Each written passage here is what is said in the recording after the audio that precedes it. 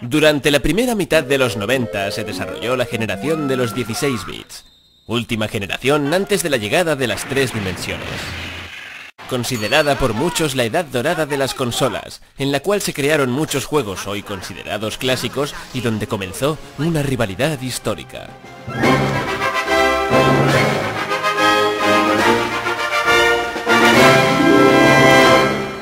La primera consola de la cuarta generación fue PC Engine, desarrollada por NEC y Hudson Soft en 1987.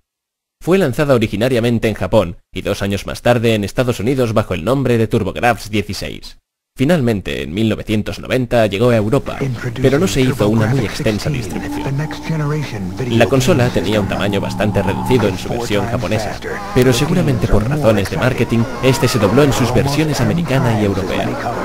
Contaba con una CPU de 8 bits y un chip gráfico de 16, y en lugar de utilizar cartuchos, empleaba unas tarjetas relativamente similares a las tarjetas de crédito llamadas HuCards en Japón y turbochips en Norteamérica. Como en la mayoría de consolas de la época, estas tarjetas tenían protección regional, por lo que para utilizar juegos de importación era necesario emplear un conversor. PC Engine, además, debe ser una de las pocas consolas, si no la única, que solamente contaba con un puerto para conectar un mando de control, de manera que para jugar más de un jugador ya era necesario el uso de un multitap. Para PC Engine se creó un periférico que permitía emplear juegos en formato CD-ROM, el PC Engine CD. Con él, los juegos gozaban de más memoria, de manera que podían incluir vídeos y música en formato CD.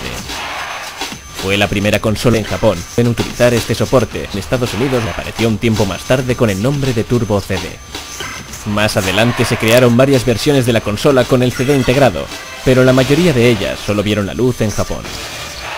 El soporte CD-ROM nunca llegó a Europa, donde TurboGrafx tuvo una más bien escasa popularidad. Aunque tenía un elevado precio, sus ventas iniciales en Japón fueron buenas, donde consiguió incluso vender más en el lanzamiento que la propia Famicom. Pero la aparición de Mega Drive y Super Nintendo hizo que descendieran considerablemente.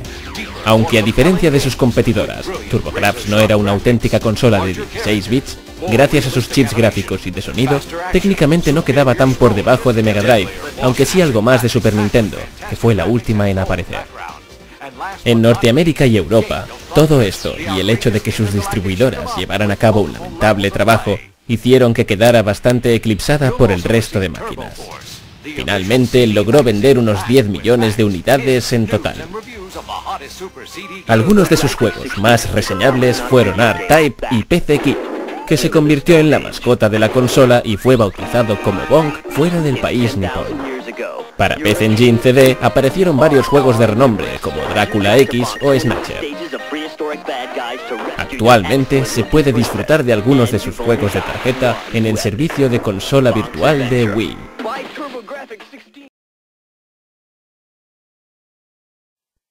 En 1988 Sega lanzó en Japón su consola de 16 bits, Sega Mega Drive. Un año más tarde apareció en Estados Unidos, pero por problemas legales tuvieron que cambiar su nombre por el de Sega Genesis. Finalmente, en 1990, Mega Drive llegó a Europa y Brasil.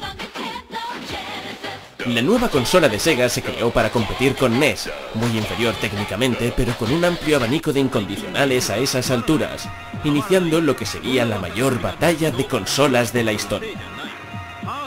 Cuando Mega Drive salió a la venta en Japón, ya hacía un año del lanzamiento de PC Engine, y además NEC lanzó una nueva versión de su consola con soporte CD-ROM. Nintendo no tardaría mucho en crear Super Famicom, por lo que la consola de Sega no fue muy popular en su país de origen.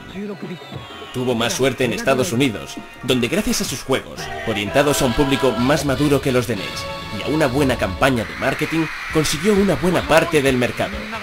Su éxito culminó con el lanzamiento, en 1991, de Sonic the Hedgehog, puercoespín que sustituiría a Alex Kidd como mascota de la compañía. Gracias a él, alcanzó un 55% del mercado estadounidense.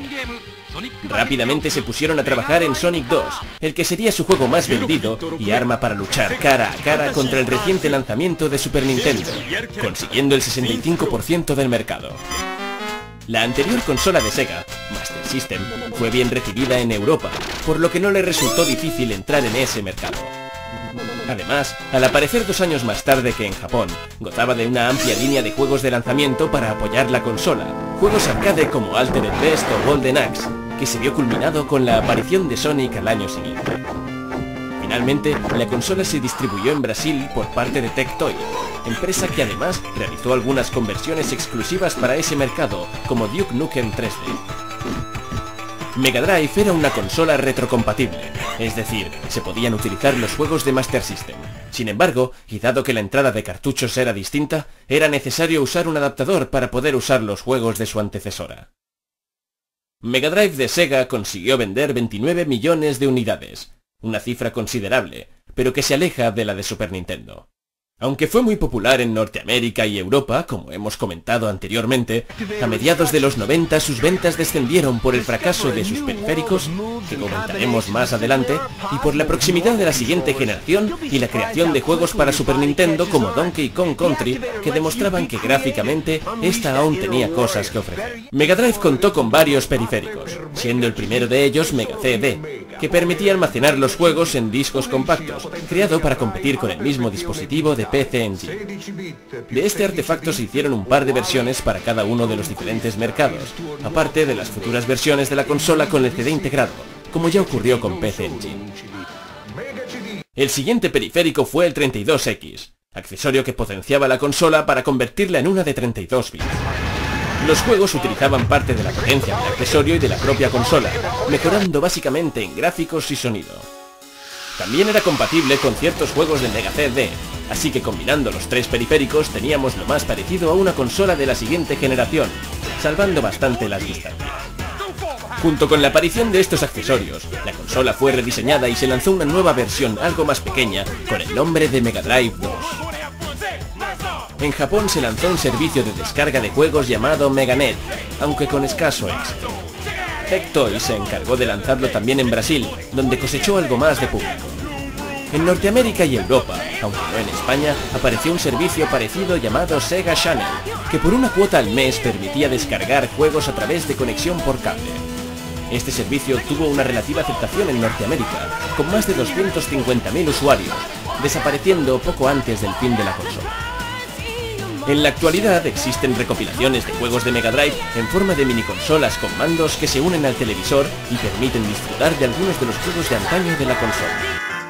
Para terminar, mencionar que periódicamente se publican juegos de Mega Drive en la consola virtual de Wii.